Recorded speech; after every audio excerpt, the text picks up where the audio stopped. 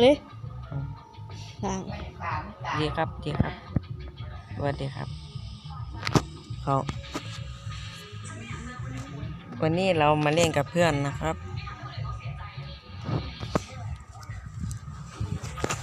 เกมรถบัสนะครับอะไร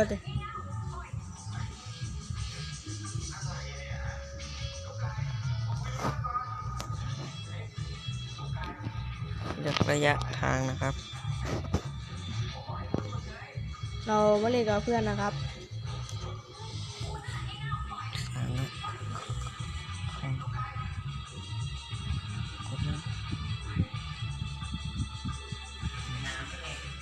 นี่ครับเล่นกับเพื่อนนะครับไปเลยครับเราก็จะไปขึ้นเขาลงเขานะครับเกมนี้ระยะทางไม่ยาวนะครับใกล้ๆครับ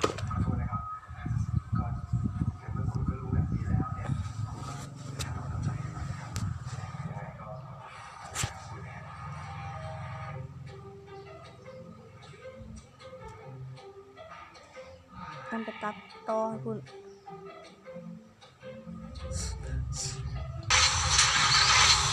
แล้วก็เข้าไปอยู่ในรถนะครับเดินตั้ง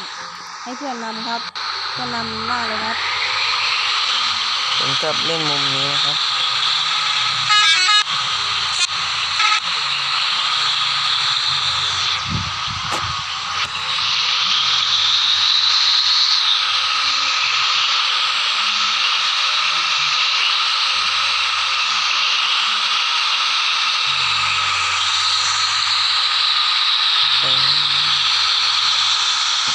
ไม่พูดเยอะครับเจ็บคอครับ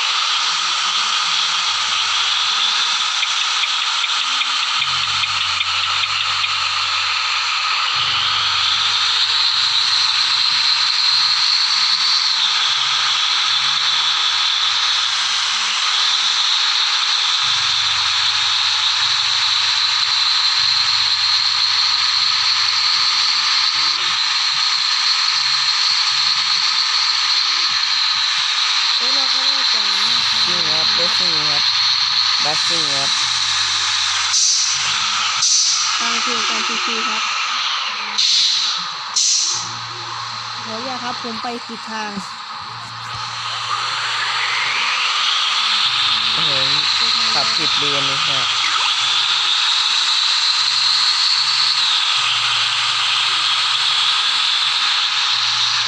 ดูมุมกล้องนะครับ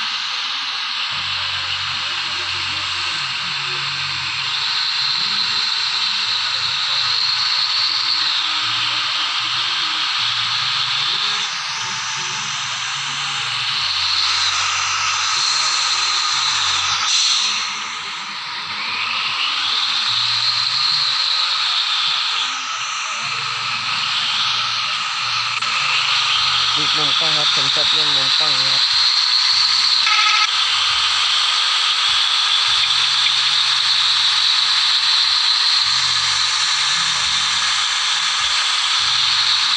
นี่ผมอัดในมือถือครับมึงก็ว่าหน่อยเงียบหาย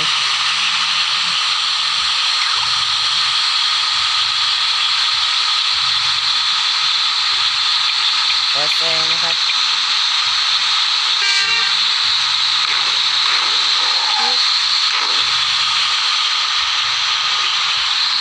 นี่อยากมี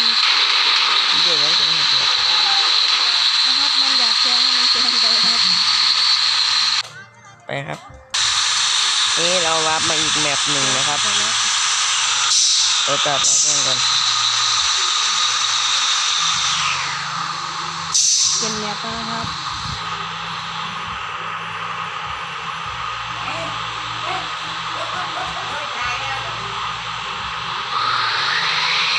มาแล้วนี่นะ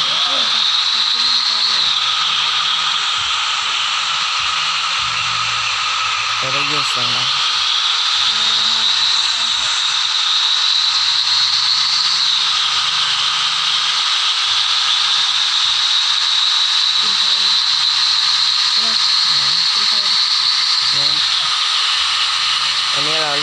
ขึ้นเขาครับกลับลงเขา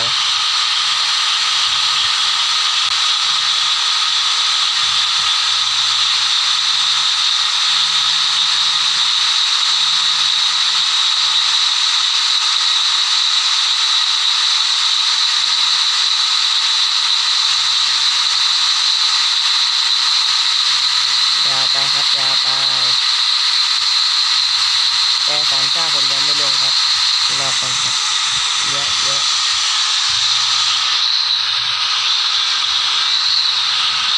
ครับก็เ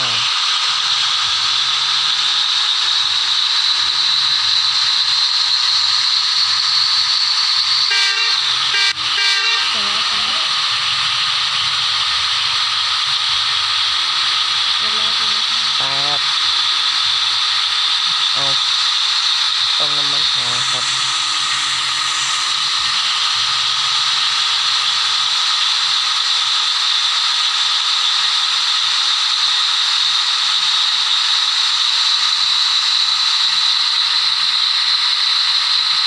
เกมนี้ไม่มีเพลงครับ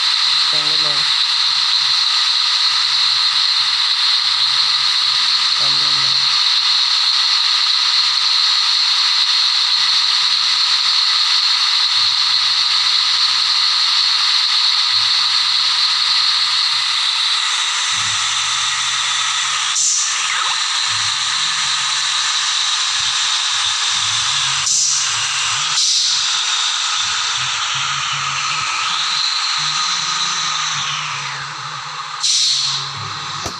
เติม50นะครับ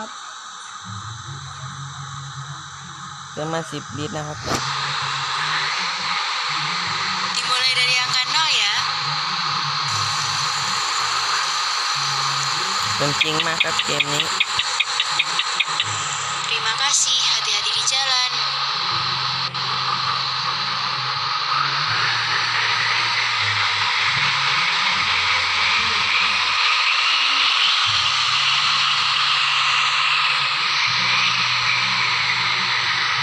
เสร็จแล้วครับเสร็จแล้ว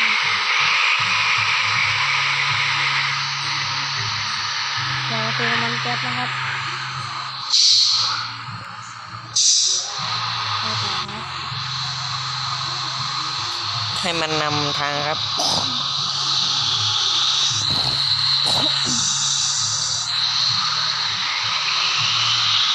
ผมนำทางผมขอเป็นทางเพื่อนนะครับเพื่อนมันให้นำนะครับ รถผมแดงครับผมเลยให้นำ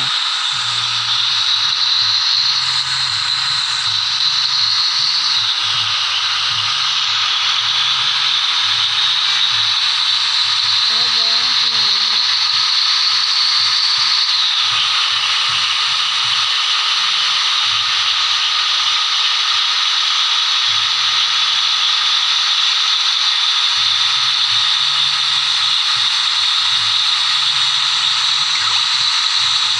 ต้องสุดทางเก่งแบบนะครับเอาอีกแบบหนึ่งนะครับ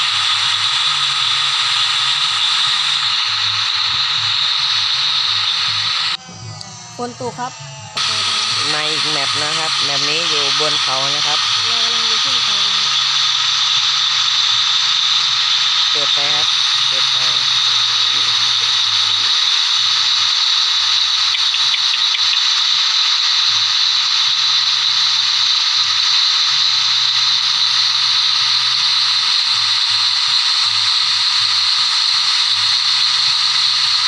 เอาช้าหน่อยครับโอเค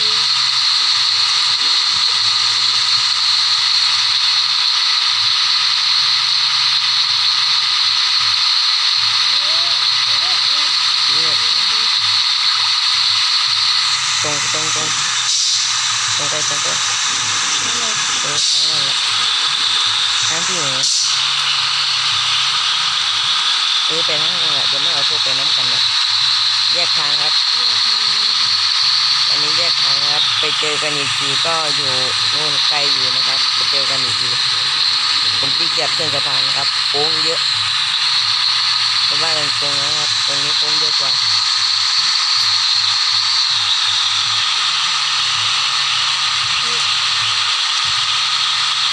เราต้องช้าๆหน่อยนะครับ ตรายครับไปช้า ดูวิวครับดูวิว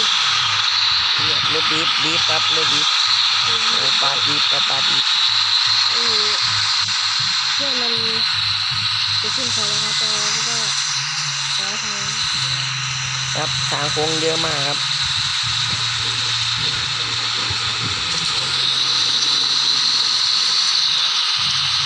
รีวิวรถครับรีวิวรถเกมต่อไปครับโค้งหักศอกครับ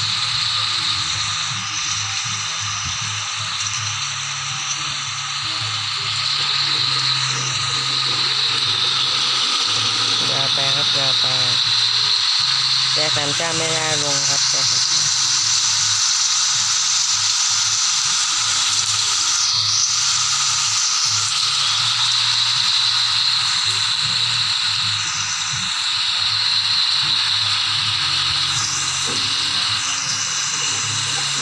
ดูวิวครับดูวิว แต่เกมต่อไปผมก็เป็นรถพ่วงนะครับเกมรถพ่วงเล่นคนเดียวครับเล่นคนเดียว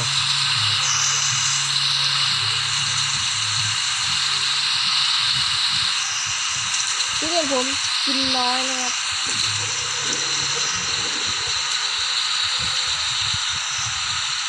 เรื่องจากชีวิตจริงนะครับ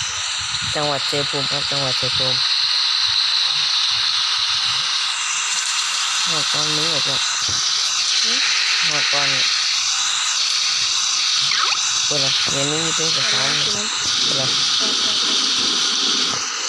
แต่รอเพื่อนก่อนนะครับก็จะ เพื่อน เรียน ไป นี้ ถึงแล้วครับอยากให้เพื่อนรอนะครับ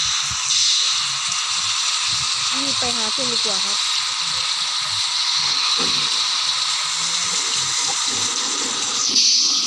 มารีวิวรถรอเลยนะครับ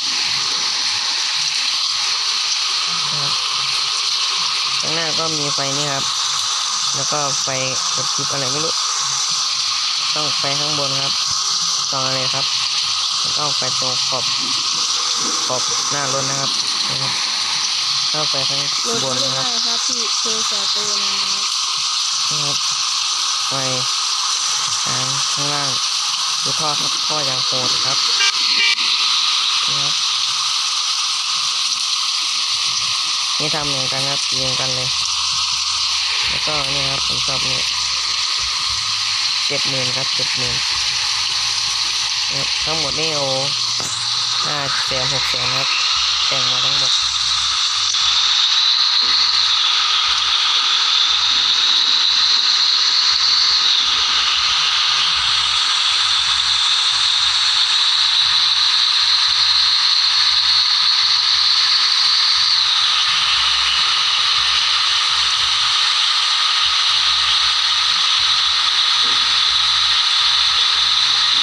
ช้าๆหน่อยครับ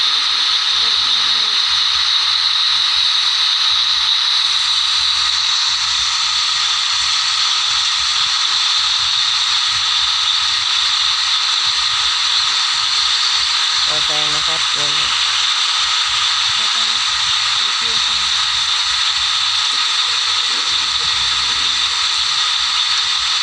ขับไม่เร็วครับ103นะครับก็โค้ง101นะครับ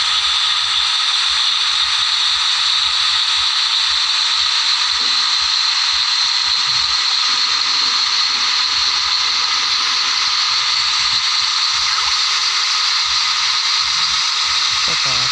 ดีใจเ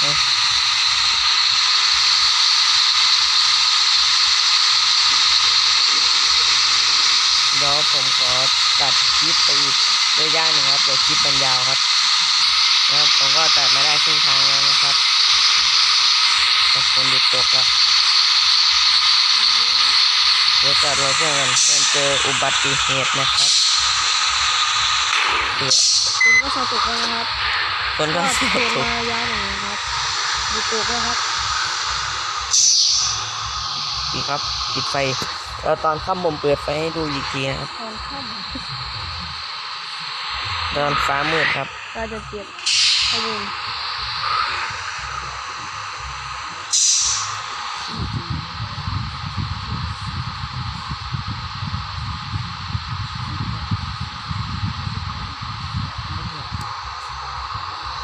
กับต้นเทียงมาพอนะมาเรียนจังอัดไหมคลิปนี้ของกูร้องของกู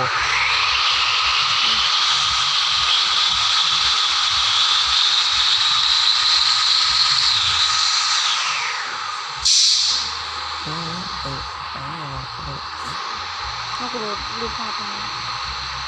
เขาไปยังมีตัวเห็นเลยวะมันอยู่นี่เลยวะ น่าจะ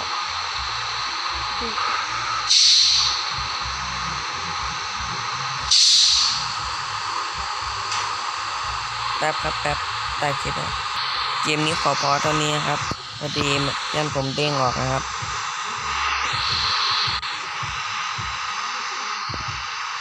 นะครับ